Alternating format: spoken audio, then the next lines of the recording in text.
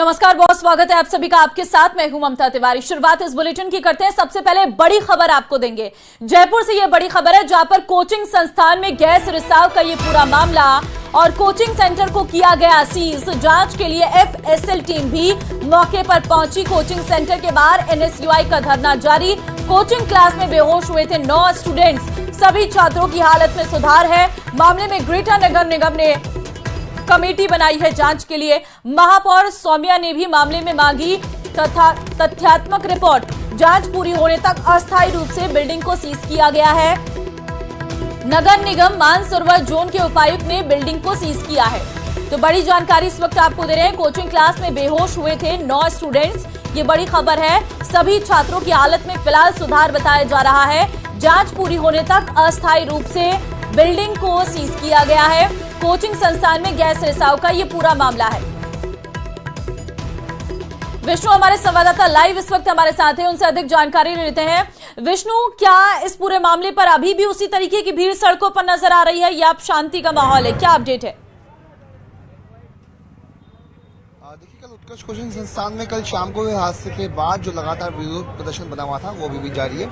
और इसी बीच मानसरोवर जोन के उपायुक्त की ओर से इस बिल्डिंग को अस्थायी तौर पर सीज कर दिया गया। ये नोटिस जो है वो इस बिल्डिंग की दीवार पर चस्पा कर दिया गया, जिस पर लिखा है कि 15 दिसंबर को उत्कर्ष कोचिंग जो संस्थान है उसमें हादसे की जांच करने के लिए उक्त कोचिंग को अस्थायी रूप से जांच पूरी होने तक सीज किया जाता है। तो यहाँ पर ये नोटिस चस्पा किया गया। और ये जो मैं दिखा रहा हूँ इस बिल्डिंग का मुख्य गेट, इसी मुख्य गेट के ऊपर ये जो लॉक है उसको लगा करके सील बंद यहाँ पर कर दिया गया। लाल जो कपड़ा है वो यहाँ पर है और इसको चस्पा यहाँ पर कर दिया गया है। तो कुल मिलाकर के जब तक ये जांच होगी इस पूरे मामले की तब तक ये बिल्डिंग सीज रहेगी। यहाँ पर पुलिस का जो जाब्ता है वो लगाया गया। आरएससी के जवान है उनको यहाँ पर लगाया। यदि मैं बाहर की बात करूँ तो देखिए, बिल्डिंग सीज होने के बाद भी अब तक यहाँ पर जो विरोध प्रदर्शन है, जो गतिरोध है वो बना हुआ है। सैकड़ों की संख्या में छात्र हैं वो यहाँ पर बने हुए हैं। कुछ लोगों का ये भी कहना है कि इस कोचिंग के बंद होने की वजह से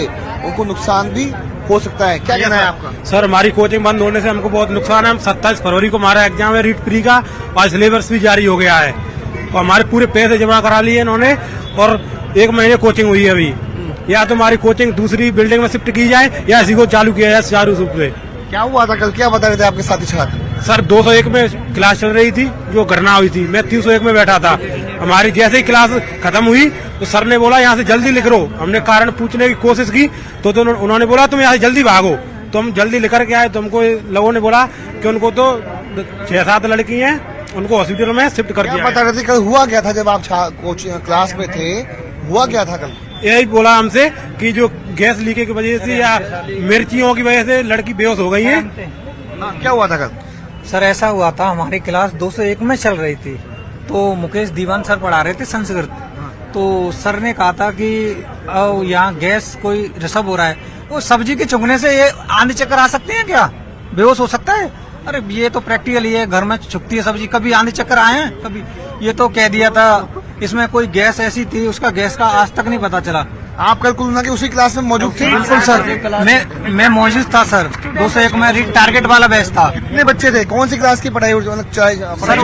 उसमें रीड टारगेट बैच चल रहा था, संस्कृत चल रही थी, लेवल 2 भाषा चल रही थी संस्कृत। तो हमारे 2 बैच चलते हैं, इंग्लिश वाले ऊपर बैठे थे, हम नीचे थे। तो उसमें कम से कम 200-250 बच्चे होते थे, कोई ज्यादा नहीं है। रूम बहुत बड़ा है, कम से कम 500 बच्चे आ सकते हैं। और मेंटेलिटी है उसमें, ये कह रहे कि खिड़कियां नहीं, खिड़कियां भी हैं, जाके देखो।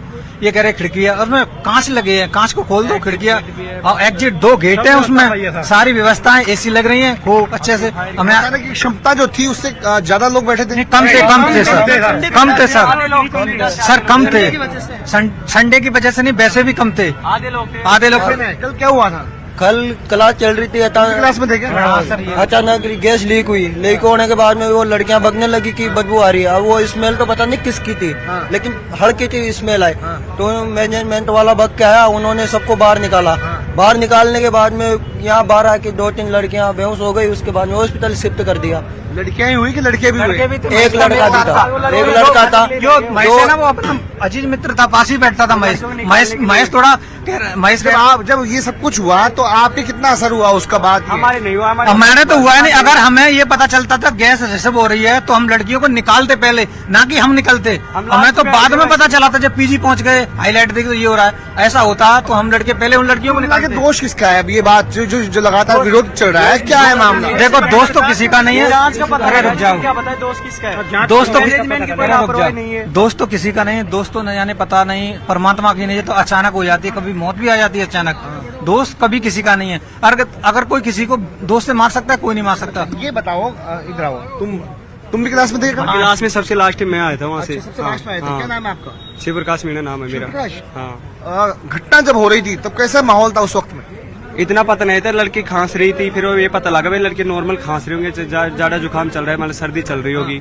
फिर उन्हें सर ने बोला कुछ गैस वैस के एसी में कुछ ट्रांजेक्शन चलाओ, कुछ भी हो मेरे पास। फिर हमने सभी लड़कियों को बाहर निकाला, लड़के भी बाहर निकल गए एक साथ। कुछ लड़कियां थोड़ा निकलने में देर हो गई थी, उनमें खांसी जुकाम कुछ उल्टी हो गई उनकी, उनको बाहर लाया गया, सीधा हॉस्पिटल शिफ्ट कर दिया गया उल्टी की वजह से। और कोई मैटर नहीं है, अभी इधर फालतू में राजनीति मैटर बना रहे हैं। एक लड़का था मेरे साथ, वो लड़कियों को निकालने थोड़ा उसके गैस के हो गया था, और कुछ नहीं, और सब लड़कियों को घर भेज दिया गया। क्या बता रही थी उनकी ऐसा क्यों हुआ उनके साथ? लड़कियों को पता नहीं, अभी तो जांच में पता लगेगा, कमेटी गठित की जाए भाई क्या था, क्या मामला था, इसको लड़कियों को क्या पता चलता तो उसको हम इलाज कर ले क्या मामला हो, जब भी बोल असर नहीं हुआ कुछ भी गैस का किसी का? मेरे को नहीं हुआ, मैं सबसे लास्ट में आया था वहाँ पे, सबसे लास्ट में बैग उठा के लेके आए थे सबको निकाल के, मेरे कुछ भी असर नहीं हुआ, अभी तक भी नहीं हुआ मेरे कुछ भी असर। हाँ, कोई कह रहा है सीवरेज की बदबू थी, कोई कह रहा है कि पड़ोस की रसोई जल रही। इसका तो जांच होगी जब पता लगा, हमारे कोई पता नहीं, इसका जांच होगा नहीं, हमारे को मालूम नहीं। जहाँ कोचिंग अब सीज हो गया है यहाँ पे ऐसे ही तौर पर, कितना असर यहाँ पर पड़ेगा आप लोगों की? सर हमारी जिंदगी का सवाल है, जिंदगी का सवाल। हमारी एग्जाम है 27 तारीख को, हमारी एग्जाम है सर, हमारी जिंदगी का सवाल है। 27 को हमारा एग्जाम है, हम क्या करेंगे सर?